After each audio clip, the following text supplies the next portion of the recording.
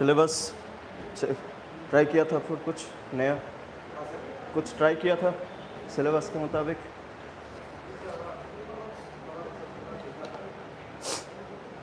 Ten का इसको थोड़ा सा डिस्कस कर लेते हैं ना, सरफेस एरिया वॉल्यूम को।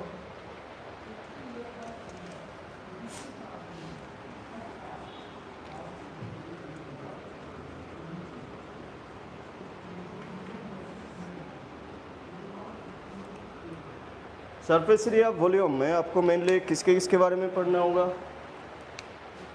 Cuboid, then cube, then cylinder, then cone, then sphere, then hemisphere, then prism and pyramid.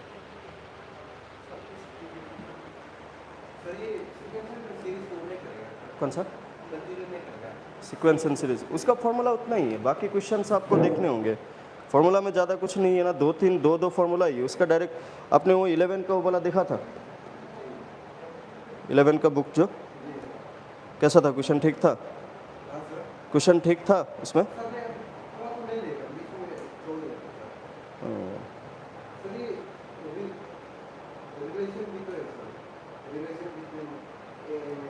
M N G M. M क्या था आपका 2 नंबर का बीच में? एम क्या था? A plus B by 2। G M क्या था? Square root of A B. आप ये जो एल्जेब्रा के लिए ये फॉर्मूला है ना, A plus B whole square क्या है? A square plus B square plus 2ab। A minus B whole square क्या है? A square plus B square minus 2ab। A plus B whole square plus A minus B whole square क्या बनता है? 2a square plus B square. And A plus B whole square minus, आप अगर देखें तो A minus B whole square क्या होता है? 4ab। तो ये दोनों अगर आपको किसी दिन दिया हुआ होता है, ये 2 सपोज इधर गया, आपको ए प्लस बी का वैल्यू मालूम चल गया ना। आप ये जी एम क्या है? ए इंटू बी का भी वैल्यू तो आपको मालूम चल गया। ये स्क्वायर रूट को इस तरफ भेजेंगे तो क्या हो जाएगा? जी एम का स्क्वायर होगा ना फिर। तो आप इन दोनों को यूज़ करके आप चाहे तो आप ए माइनस बी भी तो निकाल सकते हैं ना आराम से। जैसे कि ए माइनस बी कहाँ से निकाले? आप अगर देखें ए प्लस बी का वैल्यू आपको मालूम है, ए इंटू बी का भी वैल्यू आपको मालूम है। आप चाहे तो इन दोनों में से किसी को भी यूज़ करके आप ए माइनस बी निकाल सकते हैं। ए माइनस बी मिल जाएगा तो आपको दोनों नंबर भी मिल गए ना। तो यहाँ पे ज़्यादा से ज़्यादा देने से आपको क्या ही देगा? नंबर को निकालने के लिए देगा, ठीक है ना। ज़्यादा से ज़्यादा आपको नंबर को निकालने के लिए देगा, ठीक है। तो इसमें इतना दिक्कत वाली बात नहीं है, ठीक है। इसमें डायरेक्ट आपको पूछेगा कि ये नंबर इतना है तो ये नंबर कितना होगा, डायरेक्टली। और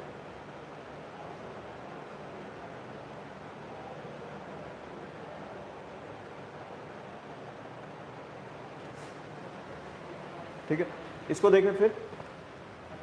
क्यूबॉइड में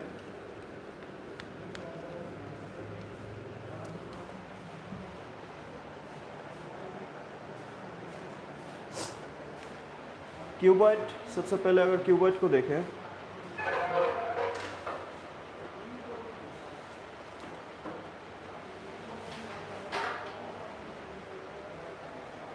क्यूबॉइड कैसा था? ऐसा था।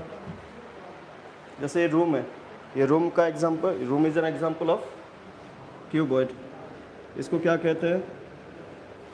लेंथ ना। इसको क्या कहते हैं? ब्रेथ। बी, इसको क्या कहते हैं? हाइट।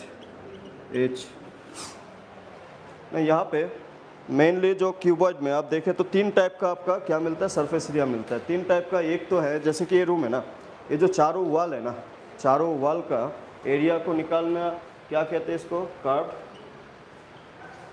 सरफेस एरिया ना। सरफेस एरिया अगर आप देखें कि ये जो रूम है, रूम में लेंथ कौन सा होगा? This one is length, this one is breadth, ये ब्रेथ, ये breadth. There are you can say 4 length होते हैं, 4 ब्रेथ होते हैं क्यूबॉइड में, और 4 क्या होते हैं? आपका हाइट होता है हमेशा।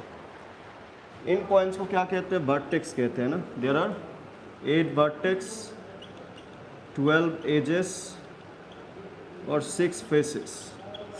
एक क्यूबॉइड में 6 फेसेस होते हैं। कर्व सरफेस एरिया का मतलब होता है basically without top and bottom.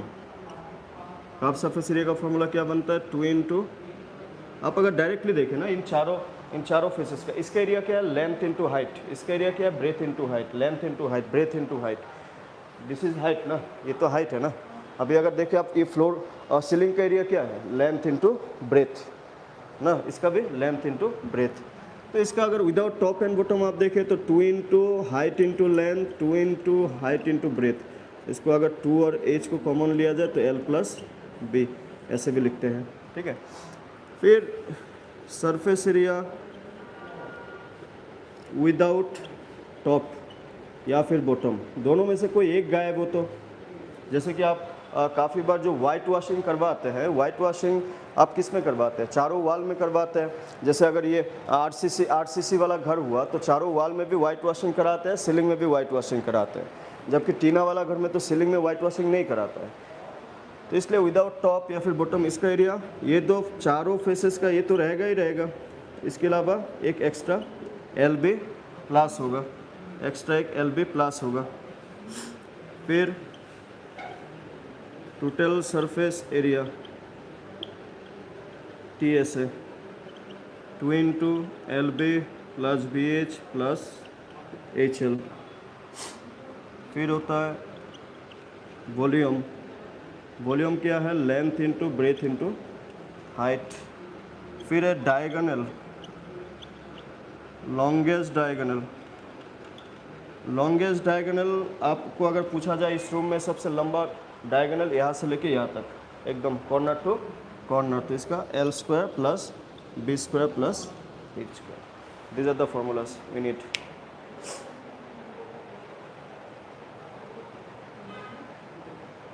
देख लीजिए एक बार।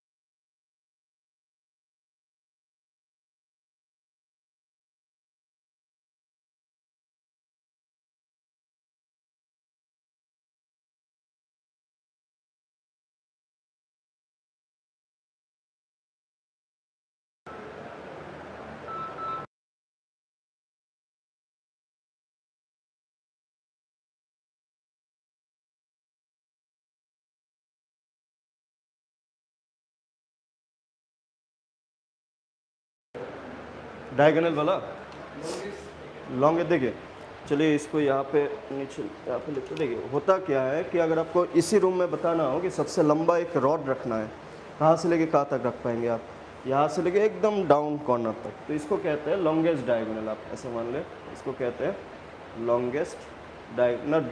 लॉन्गेस्ट वर्ड तो किसने लिखा हुआ है, डायगोनल तो ये भी है ना, ये भी डायगोनल है, ये भी डायगोनल है, एवरीवन इज। तो उसमें से सबसे लंबा कौन सा होगा, तो उसके लिए इसको लिखा जाता है square root of L square plus B square plus H square. This is the longest diagonal you can say. Without top no, जैसे देखिए इन दोनों में डिफरेंस क्या है, पहले तो आप ये समझ लीजिए। इन दोनों का एक बेस्ट एग्जांपल है, एक RCC घर मान लीजिए और दूसरा आप एक टीना वाला घर मान लीजिए।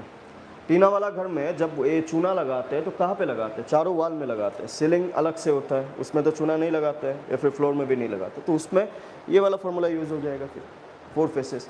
बात करें RCC वाला घर का, उसमें तो आपको चारों वाल में भी चूना लगाएगा, सीलिंग में भी लगाएगा, तो इसमें एक्स्ट्रा एक पार्ट ऐड हो रहा है कि नहीं। तो कभी कभार होता क्या, चारों फेस के साथ, मतलब चारों वाल के साथ आइदर टॉप या फिर बॉटम किसी एक को काउंट करते हैं। आपने काफ़ी बार देखा होगा किसी का घर एकदम पूरा टाइल्स से लगा हुआ होगा, उसका नीचे भी टाइल्स होगा, चारों वॉल में भी टाइल्स होगा, लेकिन ऊपर टाइल्स नहीं होता। तो इस पर भी कितना फेस काउंट हो रहा है? 5 फेसेस काउंट हो रहा है, 1 2 3 4 ये 5। आप ऐसा मान ले, नहीं विदाउट स्लैश दिया ना, किसी कोई एक गायब होगा दोनों में से। तो ये आप ये 4 फेसेस के लिए आप ऐसा मान ले, ये 4 फेसेस के लिए, ये आपका 5 फेसेस के लिए, ये आपका 6 फेसेस के लिए। देयर आर 6 फेसेस, ऐसे भी समझ सकते हैं।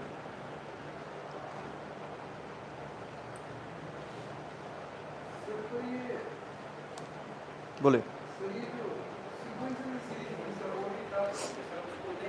नहीं, उसमें मेनली जो टॉपिक है, टॉपिक के मुताबिक इतना ही है। अगर आप सिलेबस का टॉपिक देखें, सिलेबस में क्या लिखा हुआ था, arithmetic progression, nth series of arithmetic. एक बार सिलेबस को निकाल लिया, उसको भी चलिए देखते हैं उसमें और कुछ एक्स्ट्रा बचा है क्या। मेरे ख्याल से तो नहीं बचा हुआ है, क्योंकि AM GM और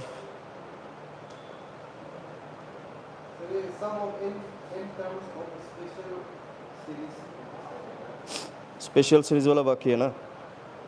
उसके लिए एक काम करेंगे, चलिए आप में से किसी के पास अगर ये क्लास 11 का ये बुक 2 है क्या, बुक क्लास 11 का बुक तो आपके पास है, उसमें आपका एक एक्सरसाइज है, आई थिंक लास्ट एक्सरसाइज देखना, पुराना वाला बुक है ना आपके पास, उसका लास्ट एक्सरसाइज का क्वेश्चंस को लेके आना, आप उसको डिस्कस करेंगे। ये जो आप स्पेशल वाला बोल रहे हैं ना, उसमें कॉम्बिनेशन ऑफ एरिथमेटिक आपका, चलिए उसमें वो बुक तो ले लाइए, मैं आपको उसका ज़्यादा बेहतर आपको समझा पाऊंगा फिर, क्योंकि ये जो स्पेशल वाला वो क्वेश्चन पे डिपेंड होता है, क्वेश्चन पे डिपेंड होता है। इसके अलावा उसमें ये जो sum of natural number, sum of square of natural number, sum of cube of natural number, फिर sum of multiples of a number, ये सब नंबर हमें उसमें चाहिए होता है। मतलब उसका जो फार्मूलाज है वो हमें चाहिए होता है।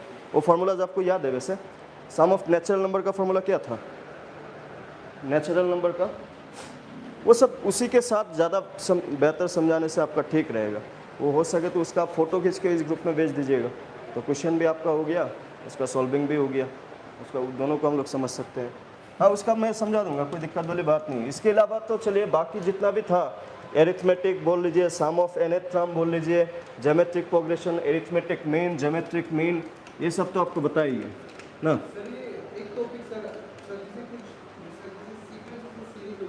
हाँ हाँ,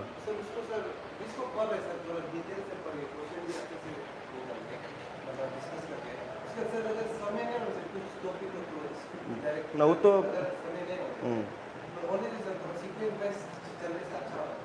ये आपके पास तब तो वो करेंगे हम लोग, क्या करेंगे मालूम है आपका, जो जिस चैप्टर का क्वेश्चन है, जैसे क्लास 11 का क्वेश्चन है ना, क्लास 11 का उस बुक से पुराना वाला बुक से, नया वाला बुक में बहुत अभी फालतू कर दिया, उसका क्वेश्चन कुछ उसी में से क्वेश्चंस को हम लोग देखेंगे, नहीं तो ज़्यादा बेहतर रहेगा।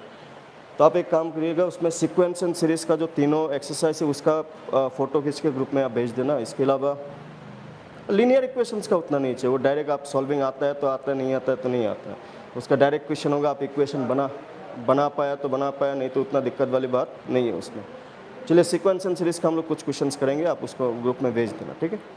और इसका भी फॉर्मूला मिलेगा, इसका 10 का बुक है आपके पास? 10 का बुक है, क्लास 10 का,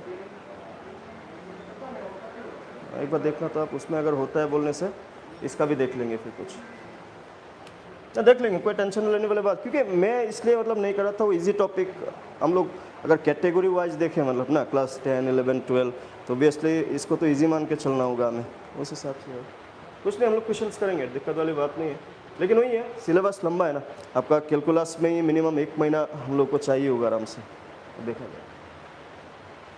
क्यूब और क्यूबॉइड में डिफरेंस क्या होता है कि क्यूबॉइड में लेंथ ब्रेथ हाइट होता है, जबकि यहाँ पे लेंथ ब्रेथ हाइट तीनों सेम होता है, इक्वल होता है, बाकी उतना डिफरेंस नहीं है। क्यूब का अगर आप देखें तो ये रूबिक क्यूब ना, Rubik cube is a best example of cube. इसको यहाँ पे इसके एजेस कहते हैं, इसको एजेस, क्योंकि ऑल आर इक्वल, ये भी एल, ये भी एल, लेंथ भी एल, ब्रेथ भी एल, हाइट भी एल ना, ऑल आर एल। इसमें भी अगर आप देखें तो इसमें भी 8 वर्टेक्स किसको कहते हैं, जो एंड पॉइंट्स होते हैं ना, ये जो एंड पॉइंट्स होते हैं इसको क्या कहते हैं, वर्टेक्स कहते हैं। इसमें भी 12 एजेस होते हैं और ऑल आर इक्वल, ऐसे मान लीजिए 12 edges all are equal, all are equal. एक सेकेंड,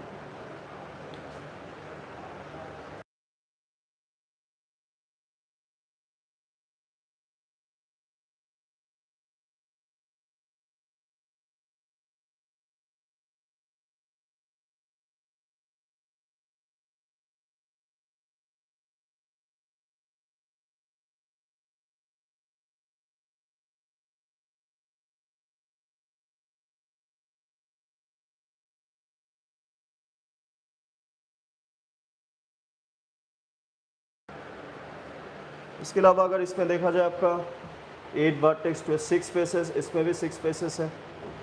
किसी दिन आपको अगर पेरीमीटर पूछ लिया, पेरीमीटर क्या हो जाएगा 12 इंटू एज लेंथ, 12 एजेस होते हैं ना, all are equal 12 into edge length. इसमें भी अगर आप सी एस ए को देखें, C S A curve surface area, ठीक है ना। सी एस ए का मतलब आपको ऐसे समझ जाना है विदाउट टॉप एंड बॉटम, या फिर आप इसको 4 फेसेस ऐसे भी समझ सकते हैं, विदाउट टॉप एंड बॉटम। और इसमें इसका क्या हो जाएगा ना, हर एक फेस क्या है, एक एक स्क्वायर है ना, स्क्वायर का एरिया क्या होता है साइड इंटू साइड, तो साइड स्क्वायर एल स्क्वायर, तो 4 into L square, 4 into L square. फिर सरफेस एरिया विदाउट टॉप या फिर स्लैश देके बॉटम, दोनों में से कोई एक गायब होगा। इसका हम लोग कैसे लिख सकते हैं 5 into L square. Then total surface area T S है, it is 6 into L square. Then volume, total surface area is for 6 faces, volume L cube, length जैसे हमने क्यूबॉइड में क्या लिखा था length into breadth into height, तो इसमें L into L into L, L cube.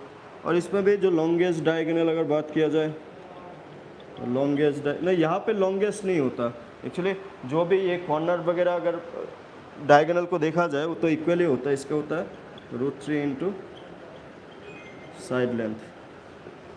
These are the formulas we need in case of cuboid.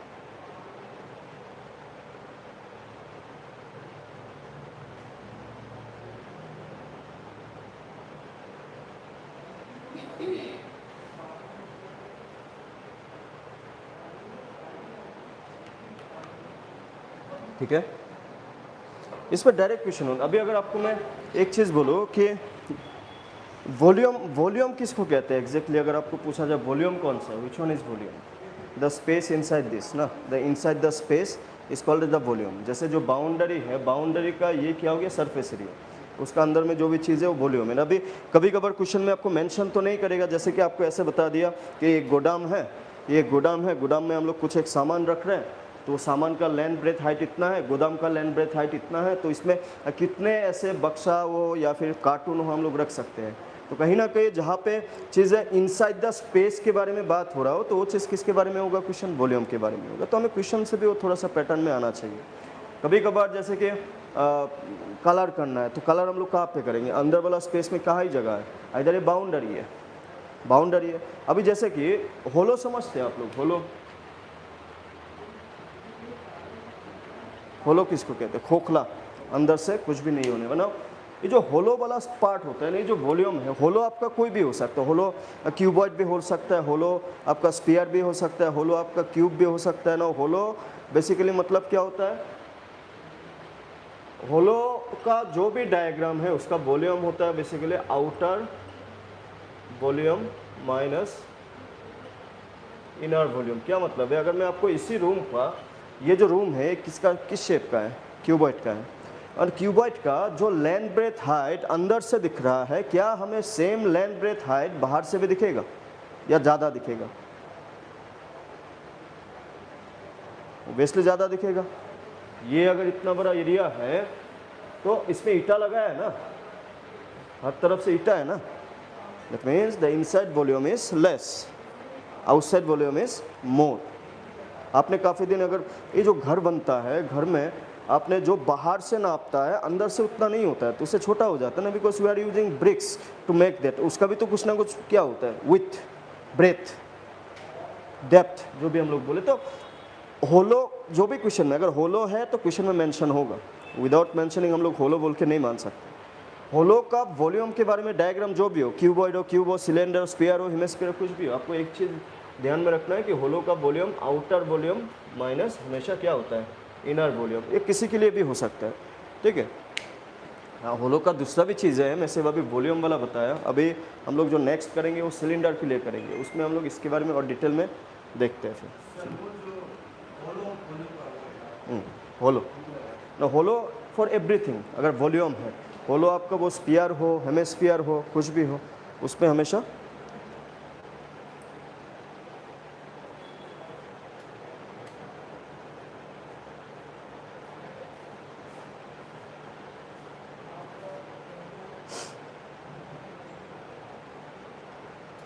ठीक है, मिटा दो।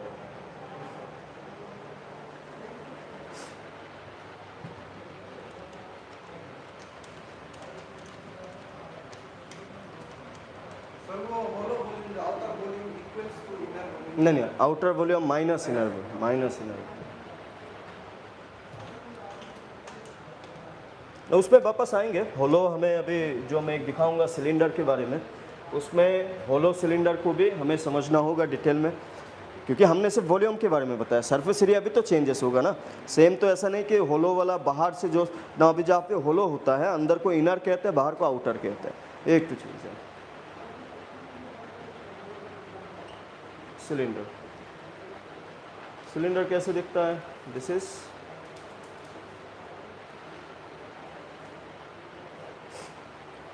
इसको क्या कहते हैं, बेस ना, इसको बेस और इसको टॉप।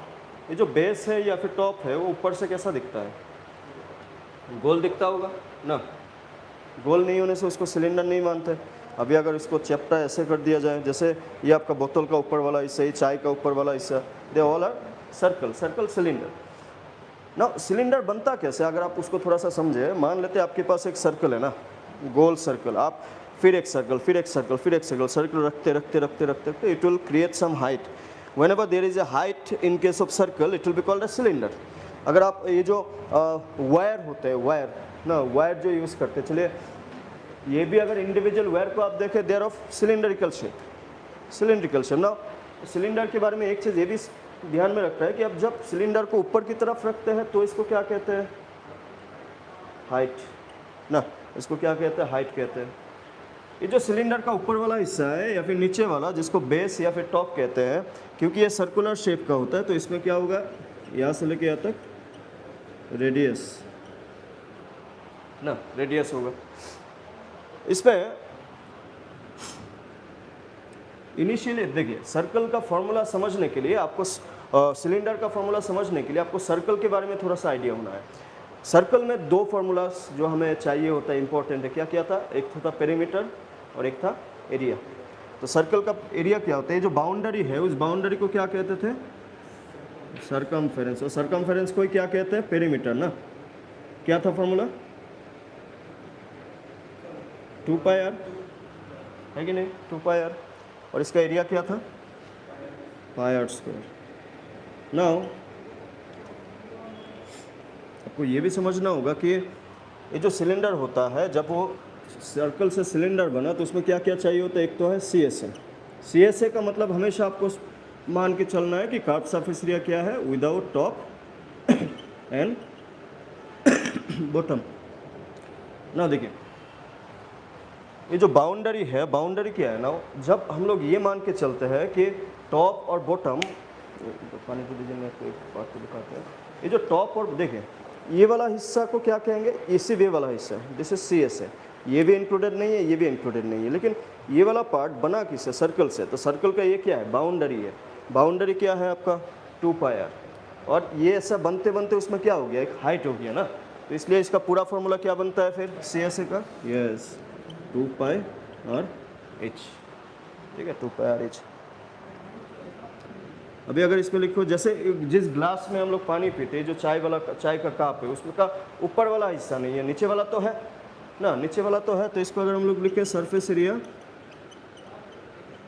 विदाउट टॉप, तो इसमें 2 पाई आर एच तो आएंगे ही, क्योंकि वो बाहर वाला हिस्सा है।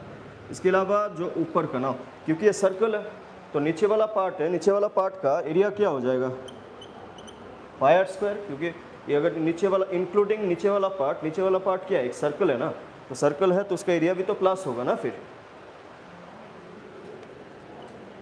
नेक्स्ट, टोटल सरफेस एरिया, इसका क्या बनेगा, नीचे देखिए 2 पाई आर एच तो ये सी एस से हो गया ना, प्लस या बॉटम मान लीजिए, प्लस पाई आर स्क्वायर किसका, टॉप का ना, अगेन पाई आर स्क्वायर किसके लिए, बॉटम का, दोनों है ना, दोनों टोटल क्या बन रहा है फिर, 2 pi R H plus pi are square plus 2 pi are square, 2 pi R plus H, 2 pi R plus H, this is the formula for T S है, this is the formula for T S है। इसके अलावा volume क्या होता है, what is volume actually, volume कहते हैं किसको, अगर आपको एक बात बताया जाए कि वॉल्यूम किसको कहते हैं, आपको एक चीज़ वॉल्यूम के बारे में भी आइडिया होना चाहिए, सबके लिए एग्जिस्ट होता है। वॉल्यूम का फॉर्मूला क्या होता है, base area into height. Base क्या है, सर्कल, एरिया क्या हो जाएगा, pi are square into height H, this is volume, ठीक है।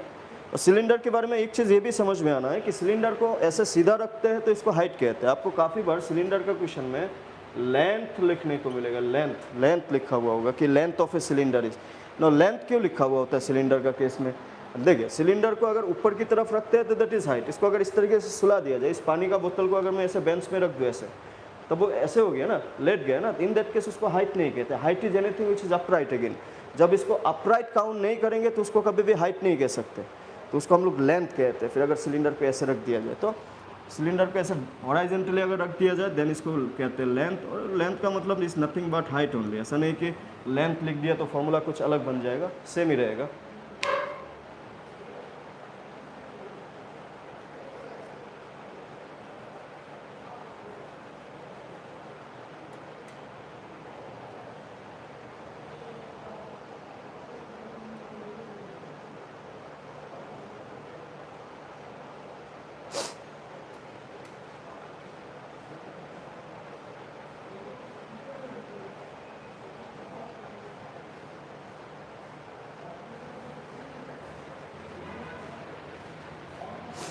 ठीक है ना। इसके बाद देखते हैं होलो सिलेंडर के बारे में।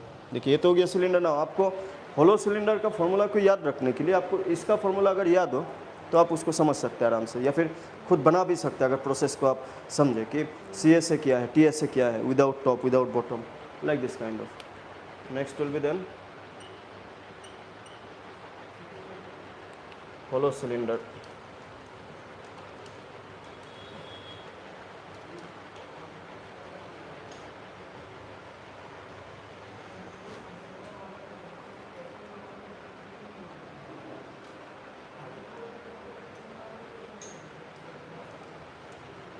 देखिए जैसे हमने बोला कि होलो में क्या होता है, खाली खोखला ना, दिस वन।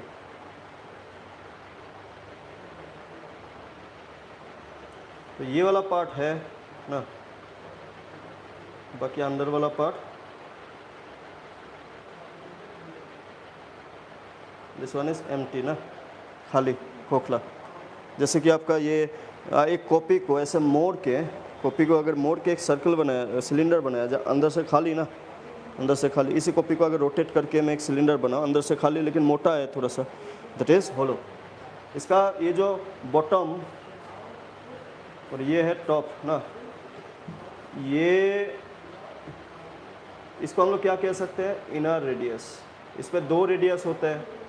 2 रेडियस किस लिए, क्योंकि इसका जो ऊपर वाला हिस्सा हो या फिर नीचे वाला हिस्सा हो, इसको अगर ऊपर से आप देखेंगे तो कैसा दिखेगा, ये चलिए बाहर से वाला और ये अंदर से वाला, ये ऐसा टाइप का दिखेगा। ये जो सेंटर होगा, सेंटर से अंदर वाला, इसको हम लोग स्मॉल आर से रिप्रेजेंट करेंगे। Small R means inner radius, और बाहर वाला सर्कल के लिए ये हो जाएगा आउटर रेडियस, कैपिटल आर। और ये वाला हिस्सा होगा ना, ये वाला हिस्सा होगा, बाकी तो अंदर वाला एम्प्टी है। आपको अगर मैं पूछूं ये जो बेस, इसको बेस भी कह सकते, टॉप भी कह सकते, इसका एरिया क्या होगा? आपको अगर पूछा जाए इसका एरिया क्या होगा, क्या बताएंगे आप? ये भी तो सर्कल ही है ना, लेकिन इसका एरिया क्या होगा? डायरेक्ट पाई आर स्क्वायर तो डायरेक्टली तो होगा नहीं, दो रेडियस है, तो दो रेडियस है, तो इसका एरिया क्या बनना चाहिए फिर?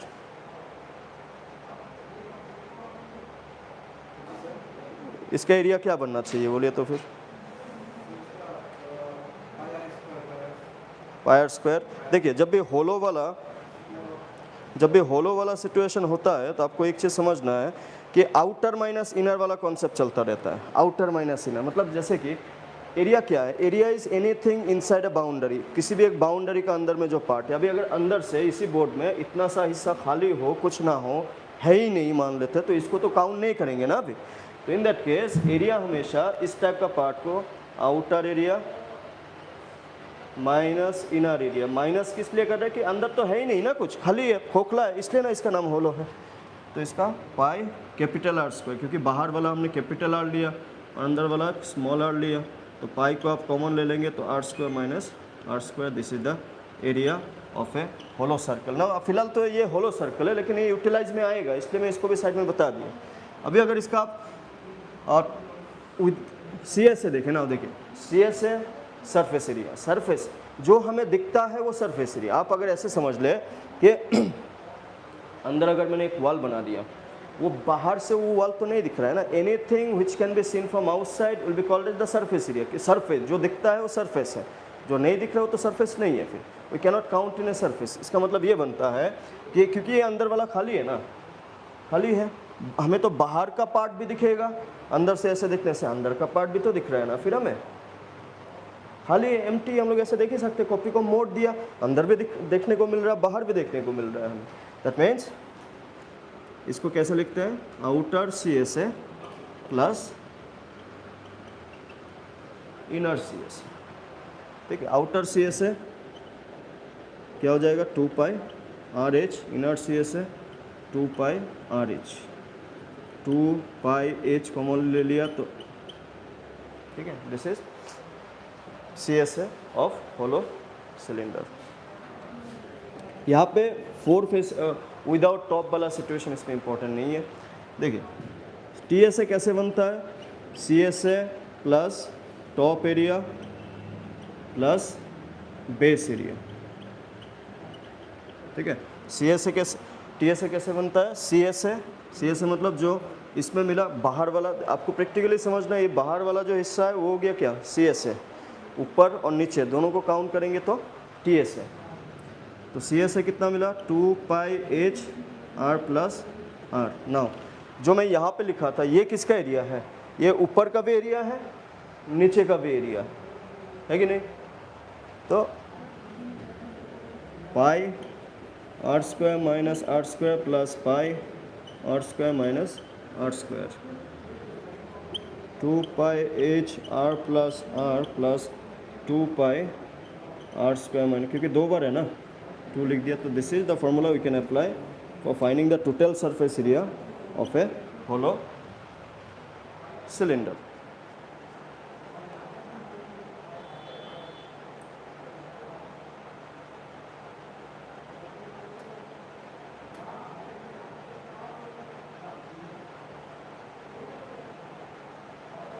ठीक है, उसके बाद अगर बात किया जाए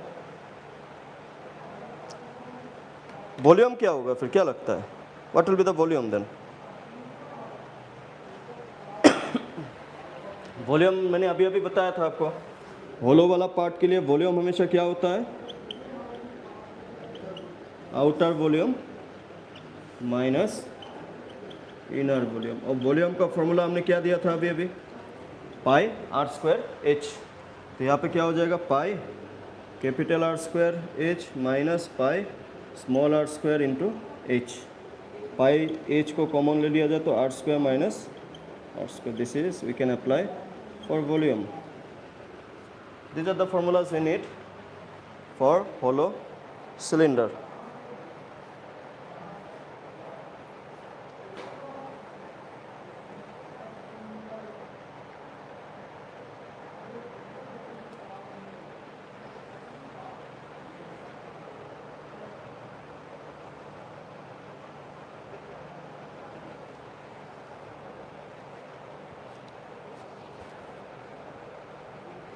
ठीक है, उसके बाद उसमें और क्या क्या है दिखाई तो एक बार सिलेबस पे, सिलेबस पे दिखाइए, सिलेबस पे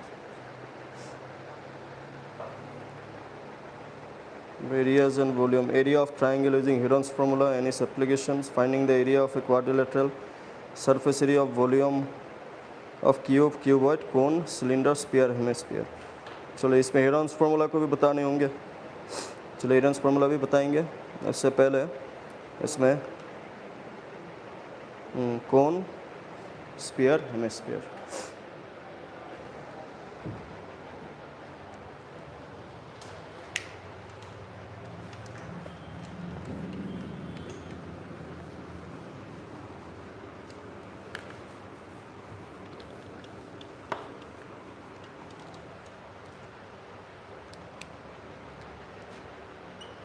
देखिए कोन कैसे ड्रॉ किया जाता है, कुछ ऐसे ना कोन, या फिर इस उल्टा भी ड्रॉ कर सकते हैं, कोई इशू नहीं है। इसमें थोड़ा सा आपको समझना होगा, इसमें एक एक्स्ट्रा पार्ट मिलेगा।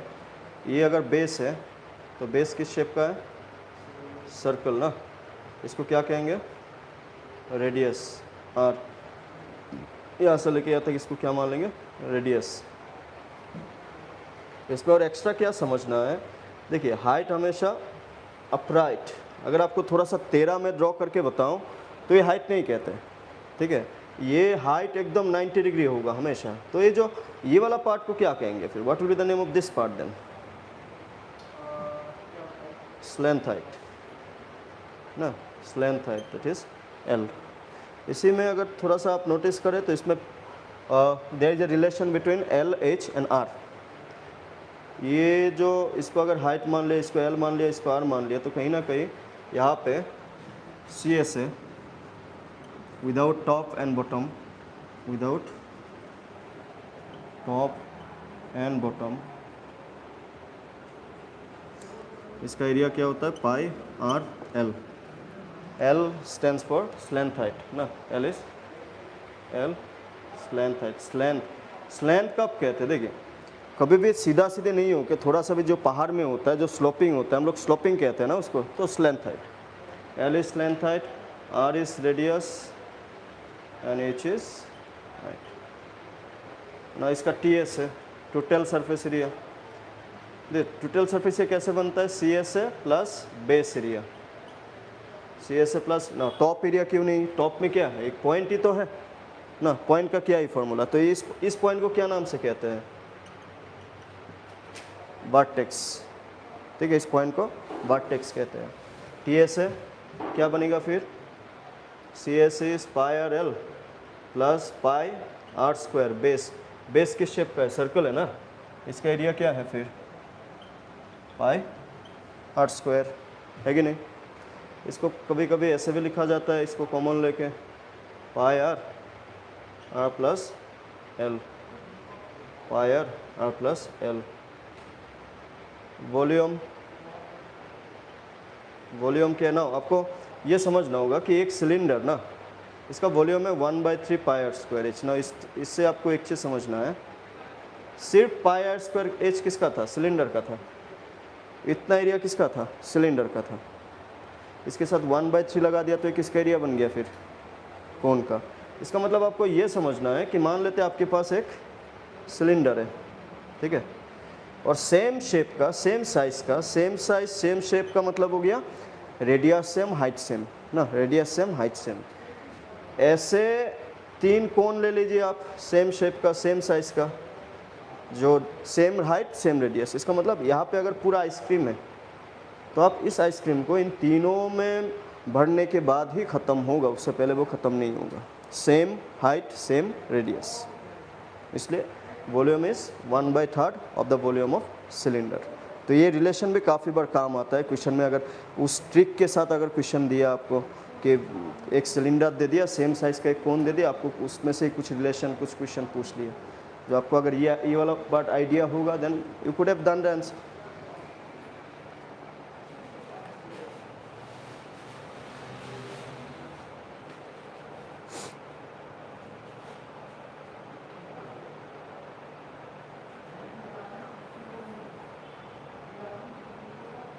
ठीक है,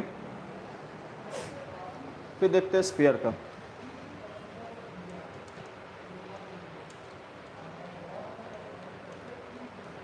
इसमें डायरेक्ट क्वेश्चन, ठीक है, इसमें उतना ऐसा नहीं कि आपको क्वेश्चन समझ में नहीं है, आपको क्वेश्चन में डायरेक्टली रेडियस दिया, हाइट दिया, स्लेंथ हाइट दिया। इसमें एक चीज़ और आपको मालूम होना है जो मैं नहीं लिखा कि रिलेशन कौन में between H L and R. H stand for height ना, this one is height, this one is length height and R is radius। इन तीनों का बीच में रिलेशन कैसे लिखते हैं? L square equal to R square plus H square ना। ये फॉर्मूला कब यूज़ किया जाता है? अगर इन दोनों में से, इन तीनों में से कोई भी दो वैल्यू दिया हुआ है, तीसरा आपको चाहिए। जैसे कि आप अगर फॉर्मूला जो मैंने अभी अभी दिया ना उसको आप नोटिस करें तो कार्व सरफेस एरिया में पाई आर एल लिखा, L चाहिए, टोटल सरफेस एरिया में भी L चाहिए, जबकि वॉल्यूम में क्या चाहिए?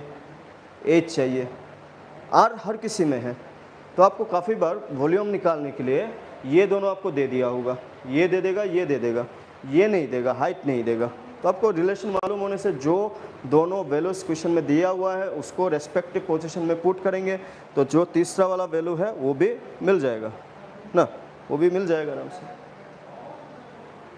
तो ये रिलेशन टू भी आपको आइडिया होना चाहिए, काम आता है, क्वेश्चन उस हिसाब से देता ही है। फिर अगर देखा जाए स्पीयर का एग्जांपल अगर आप डायरेक्टली समझना है तो फुटबॉल को याद रख सकते हैं ना, फुटबॉल को। दिस वन इज देखने में सर्कल जैसा लगता है इसलिए हमने 3D डायग्राम ना, 3D डायग्राम। इसका CS है 4 pi 4 into pi into are square. R क्या है? आर इज रेडियस ना। पाई का वैल्यू कितना मान के चलते हैं? 22/7 या फिर 3.14। एक्चुअली पाई है क्या? कभी क्या पाई क्या होता है? What is the where from this pi coming? कहाँ से पाई टू आया? Volume 4/3 pi are cube. तो पाई कहाँ से आया बोलने से देखिए, पाई होता है किसी भी एक सर्कल का जो सरकमफेरेंस है, किसी भी एक सर्कल का जो सरकमफेरेंस है उसी सर्कल का डायमीटर से डिवाइड कर देंगे। किसी भी एक सर्कल का जो सरकमफेरेंस है उसको अगर उसका डायमीटर से डिवाइड कर देंगे तो उसका वैल्यू 3.14 अप्रॉक्स आता है। आपको पाई के बारे में ये भी चीज़ मालूम होना चाहिए कि जो पाई जो है वो उसका डेसिमल जो है वो क्या होता है? नॉन टर्मिनेटिंग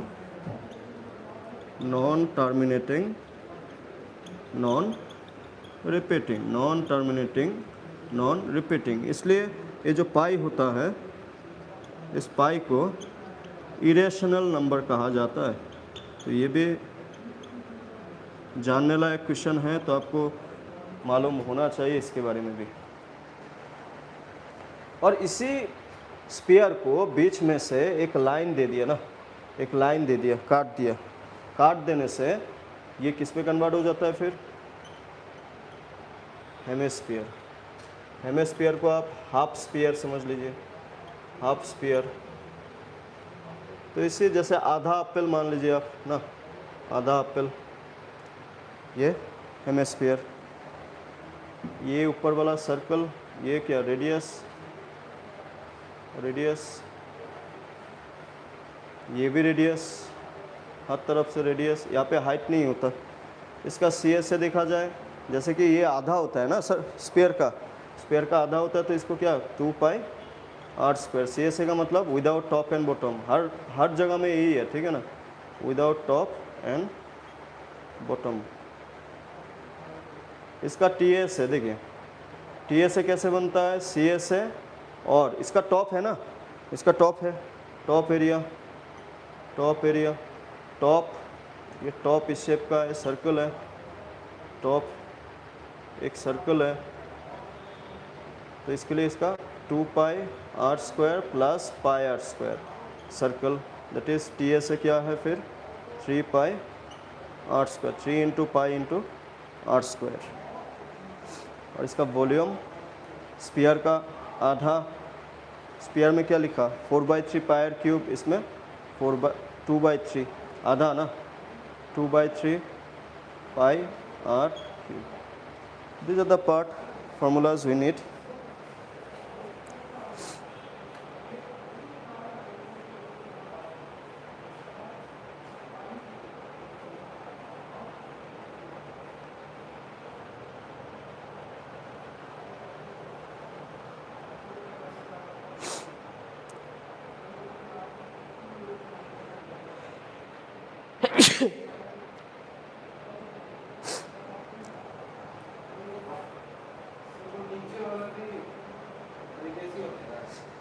नीचे वाला रेडियस हाइट नहीं है इसमें। आपका ये स्पीयर बनता कैसे है, आप अगर एक सेंटर है ना, एक आउटर स्पेस, इमेजिनरी स्पेस है एकदम सेंटर में, रेडियस रेडियस रेडियस रेडियस हर टाइम पे रेडियस है, तो हाइट का कोई कनेक्शन नहीं है यहाँ पे, ठीक है। इसमें और भी है एक्चुअली, क्योंकि वो नहीं लिखा तो हमने नहीं बताया। जैसे कि आपको अगर याद होगा फर्स्ट टर्म याद है, फर्स्ट टर्म क्या था, किसी भी एक कोण को बीच में से 2 पार्ट में काट दिया जाए, किसी भी एक कोण को किसी भी 2 पार्ट में काट दिया जाए तो क्या क्या शेप बनता है, एक तो इस टाइप का बनता है और दूसरा ये फर्स्ट टर्म है। इसका भी क्लास 10 में था, लेकिन क्योंकि वो सिलेबस पे नहीं लिखा हुआ तो इसके बारे में हमने नहीं बताया, ठीक है। हेरॉन्स फार्मूला किसके लिए यूज होता था, याद है आपको? हेरॉन्स क्लास 9 में था, तो क्लास 9 वाला का भी एक टॉपिक दे दिया इसमें।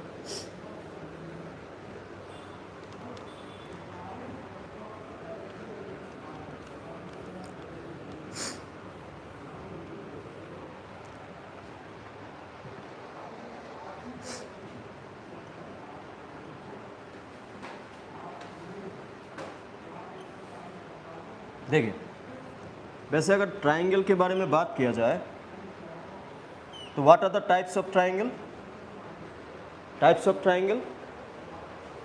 हाँ, तो क्योंकि इसको बता रहा है थोड़ा सा हम लोग टाइप्स ऑफ ट्राइंगल्स के बारे में भी आपको नॉलेज होना चाहिए।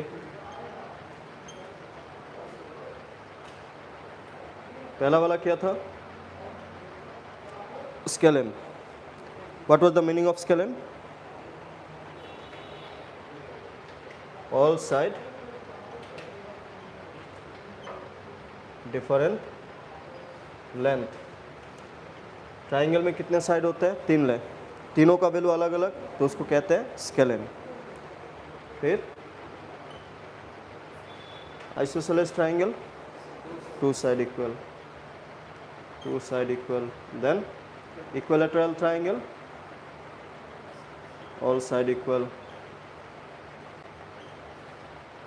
फिर आपका acute angle triangle, all angle less than 90।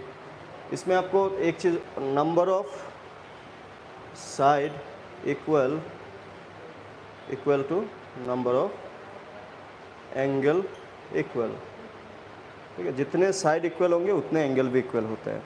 जैसे आइसोसेलेस में 2 साइड इक्वल तो 2 एंगल इक्वल। कौन सा? Opposite angle opposite to side are equal, angle opposite to equal side, angle opposite to equal side are equal. फिर right angle triangle कौन सा था? One angle equal to how much? 90 degree. एक angle का value 90 हुआ तो right angle.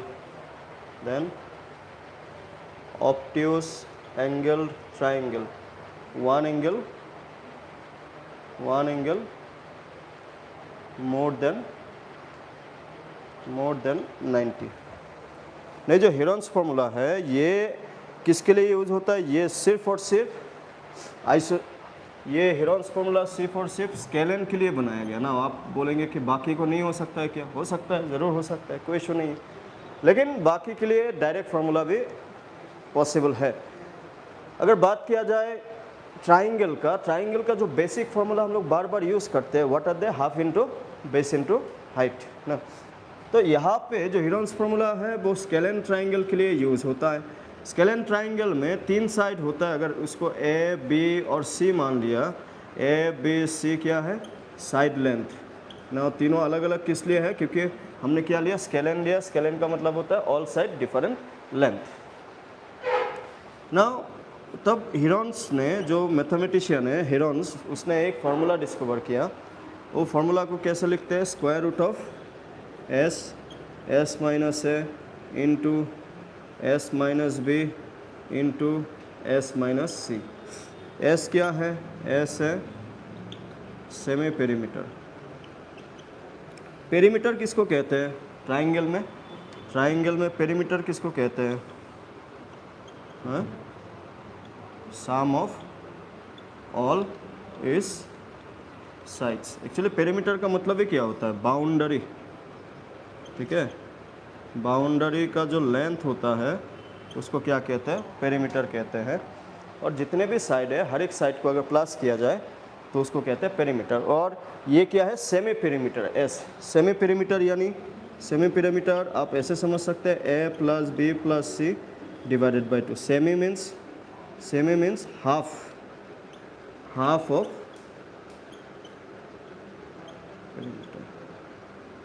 Of perimeter is called as the semi perimeter. Half of perimeter is called as semi perimeter.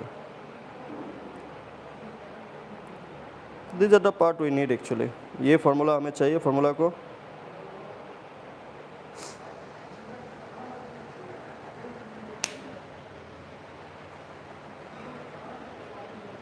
ना, देखिए इस फार्मूले को यूज़ कैसे करते हैं इसको थोड़ा सा हम लोग एक एग्जांपल से समझ लेते हैं।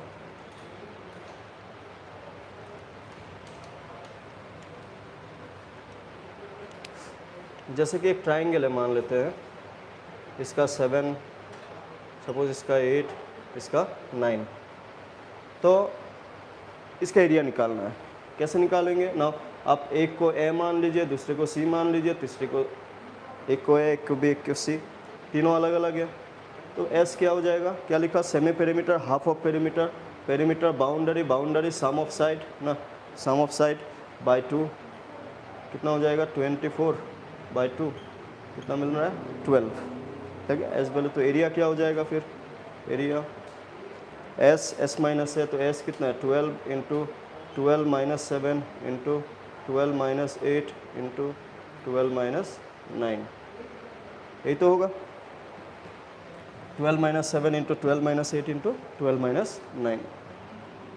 तो 12 इंटू 12 माइनस 7 कितना? 5, 4, 3, तो 3 इंटू 4 इंटू 5 इंटू 4 इंटू 3, 2 बार 4, 2 बार 3, तो एक 3 एक 4 बाहर आया, 5 अंदर में ही है, 12√5 centimetre square. Now square root तो ऐसे निकालते थे, दो सेम नंबर में से एक नंबर बाहर आ जाता था। इसके अलावा √5 का वैल्यू याद है?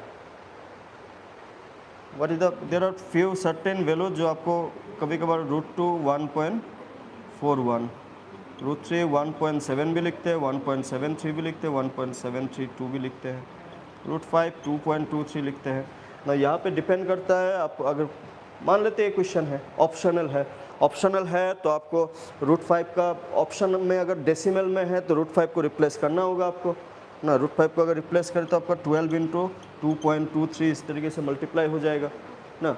इसके अलावा अगर डिपेंड करता है कि अगर तो आपको यहाँ तक भी कर सकते हैं, कोई इशू नहीं है। This is also in lowest form. इसके अलावा कभी बार ये जो निकालना कैसे, जैसे √7 मिल गया, √7 का वैल्यू कितना होगा, कैसे निकालते हैं इस टाइप का नंबर्स का वैल्यू को। स्क्वायर रूट निकालने के लिए तो कितने मेथड थे, 2 मेथड थे। एक क्या था, डिविजिबल मेथड, डिविजिबल वाला, repeated subtraction that is not a good one. वो छोटा नंबर के लिए काम आता है, आपका 25 हो गया उसको दिखाने के लिए काम आएगा, बाकी उसका उतना काम है नहीं। प्राइम फैक्टराइजेशन हर टाइम पे यू कैन से काम किस लिए नहीं करता, कभी कभार क्योंकि वो नाम में ही प्राइम है, तो प्राइम नंबर कोई क्या 2 से क्या नहीं हो रहा, 3 से नहीं, 5 नहीं, 7 से नहीं, 9 से नहीं, 11 से नहीं हो रहा, तो कहीं ना कहीं दूर तक जाने में दिक्कत होता है बहुत लोगों को। इसके लिए भी कभी कभार ये डिवीजन मेथड, जो डिवीजन मेथड है वो आपको मालूम होना चाहिए, काफ़ी बार उससे रिलेटेड क्वेश्चंस बनते हैं, तो आपको ये समझ में आना चाहिए। नहीं, जो एरोन्स फॉर्मूला है इसको आप यूटिलाइज भी कर सकते हैं। किस में यूटिलाइज कर सकते हैं, जैसे क्वाड्रिलेटरल बता दिया, ठीक है। क्वाड्रिलेटरल पे भी आपको ट्राइंगल के बारे में और एक फार्मूला जो नॉर्मली हम लोग यूज़ करते हैं, that is half into base into height ना, उसको भी आपको ना एरिया ऑफ ट्राइंगल में इसको भी तो यूज़ करते हैं, half into base into height. जैसे कि अगर इसको बेस कहना है तो 90 डिग्री इसका ऊपर में ही आना है ना, बिना 90 के उसको हाइट नहीं कहते, 90 डिग्री होना ही होगा ना।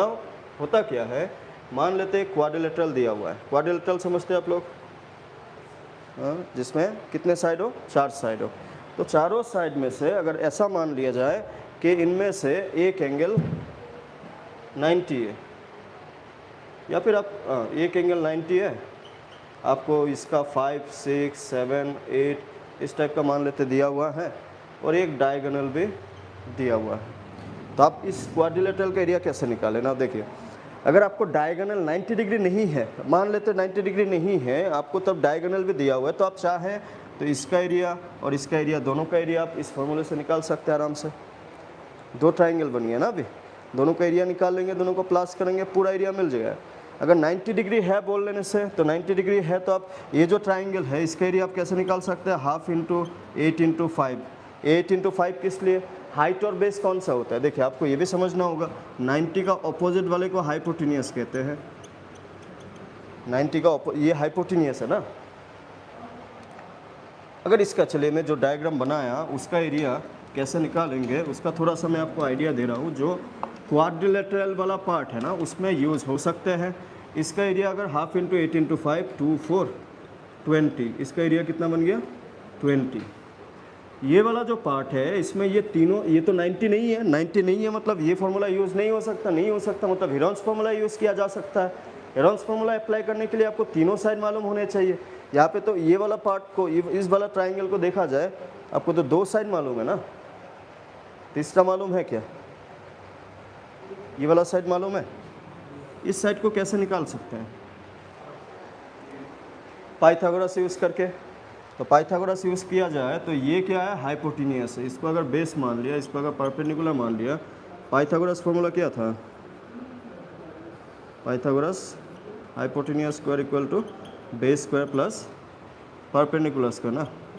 बेस कितना है 8 square plus 5 square 64 plus 25 89, 8 square, तो एच कितना स्क्वायर रूट ऑफ 89, तो इसका वैल्यू स्क्वायर रूट ऑफ 89। ये तो मैंने ऐसे नॉर्मली ले लिया, लेकिन आपका जो क्वेश्चन होगा उस पर डायरेक्ट नंबर मिलता हुआ दिखेगा, ताकि आप इस ट्राइंगल का एरिया, ये वाला एरिया, इसका area by using Heron's formula, और दोनों को प्लस करेंगे मिल जाएगा हमें, ठीक है। तो this are the part we need from this surface area and volume. Question इसमें डायरेक्ट होगा, ऐसा नहीं कि इसमें कोई घुमा फिरा के क्वेश्चन बन सकता है, ठीक है। आप कल ये सीक्वेंस एंड सीरीज का क्वेश्चंस को आप भेजिए, ठीक है। इसके अलावा कॉम्प्लेक्स नंबर स्टार्ट करेंगे, फिर क्वेश्चन वगैरह हो जाने से। इसके जो कल का क्वेश्चन के लिए आपको 2-4 फॉर्मूला मैं आज बता दूं, ठीक है। जैसे कि एक तो है सम ऑफ फर्स्ट 10 नेचुरल नंबर जैसे 1 + 2 + 3 + n, इसका फॉर्मूला क्या है, n इंटू जो ये, इसको काफ़ी बार आप ऐसे भी लिखा हुआ देखोगे, सम ऑफ n, फिर sum of square of first 10 natural number, square 1 square 2 square 3 square ऐसे करते करते n स्क्वायर तक, n into n + 1 into 2n + 1 divided by 6। इसको काफ़ी बार समेशन ऑफ n स्क्वायर भी लिखा जाता है। फिर sum of cube of first 10 natural number, इसका समेशन ऑफ n क्यूब लिखा जाता है, जैसे 1 क्यूब 2 क्यूब 3 क्यूब ऐसे करते करते n क्यूब। इसका फॉर्मूला कैसे लिखते हैं, n into n + 1/2 whole square, ठीक है, होल स्क्वायर लगाते हैं। इसको काफ़ी बार समेशन ऑफ n क्यूब। ये तीनों फार्मूला हमें यूज़ होते हुए दिखेगा। जो सीक्वेंस एंड सीरीज़ का जो पार्ट है समेशन ऑफ n, उसमें लिखा हुआ है समेशन ऑफ n स्क्वायर, ऐसा कुछ लिखा हुआ है उसमें भी,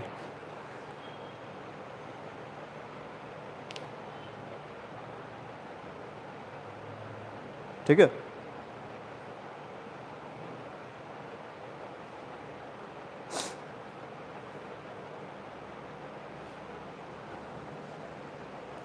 तो आज यही तक रहेगा, ठीक है, विल कंटिन्यू।